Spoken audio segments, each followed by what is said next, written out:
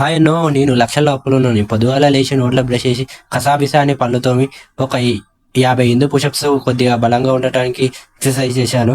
ఈరోజు స్టార్టింగే కదా కొంచెం తక్కువగానే చేశాను. అలా ఎక్సర్సైజ్ చేసి చెప్పులు వేసుకొని అలాగే కొద్దిగా బయటికి వెళ్ళిన తర్వాత మా కుక్కరాజు గాడు కనబడ్డాడు. ఏదో ఒక రోజు ఈయనకి ఒక ముద్ద అన్నం పెట్టినందుకు రోజు నేను మార్కెట్ వెళ్ళేటప్పుడు ఇలా వెనకానే వస్తాడు.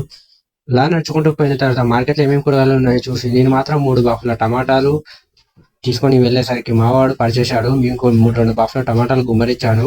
అలాగే ఒక సంచి క్యాబేజీ తీసుకొని దాన్ని నీట్‌గా ఒలిచి పెట్టుకున్న తర్వాత ఆలుగడ్డ సంచిని కోసేసి దాన్ని గుమ్మరిస్తే లేకపోతే జై మహేష్మతి బాహుబలి అనుకుంటా గుమ్మరిచ్చేశాను. తర్వాత దుకాణం నీట్‌గా సంభాళించుకున్న తర్వాత చూడండి కస్టమర్స్ ఎలా వస్తున్నారో. ఎందుకంటే మనకు మార్కెట్‌లో మన షాప్ ఉన్న పేరు అలాంటిది.